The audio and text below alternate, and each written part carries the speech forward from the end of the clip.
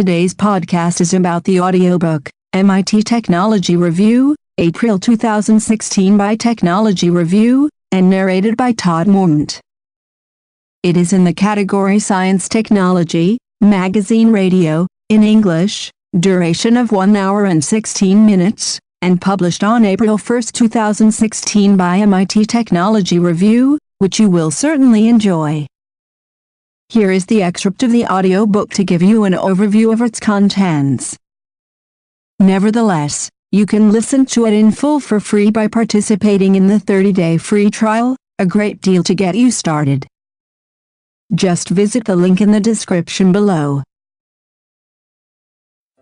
In Apple versus the FBI, There Is No Technical Middle Ground by David Talbot from Technology Review Magazine, April 2016.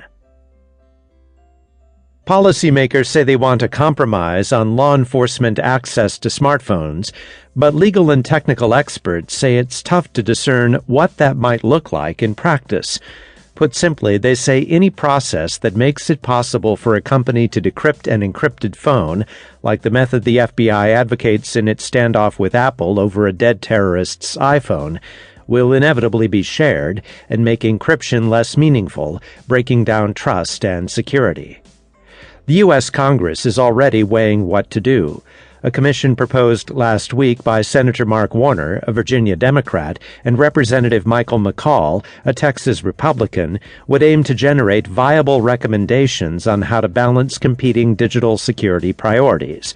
Modeled on the panel Congress formed to investigate the security and intelligence flaws that led up to the attacks of September 11, 2001, the panel would include law enforcement officials, cryptographers, and representatives of technology companies.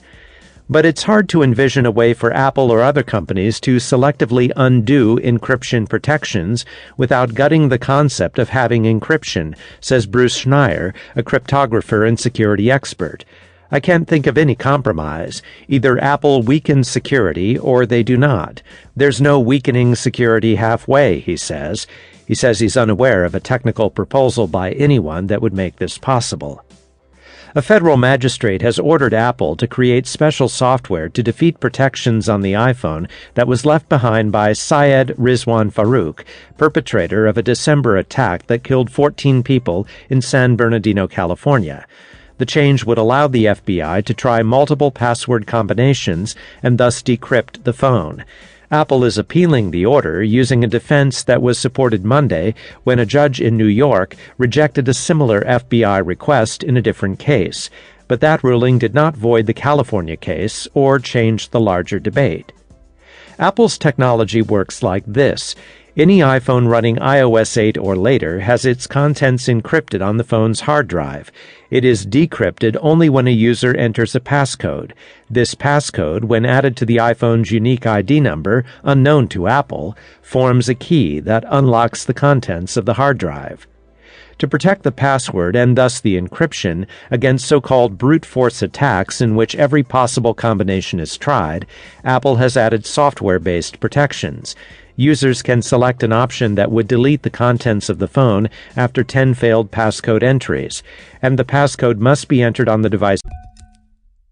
To conclude, I recommend that you take advantage of the 30-day free trial and get yourself this audiobook in full for free.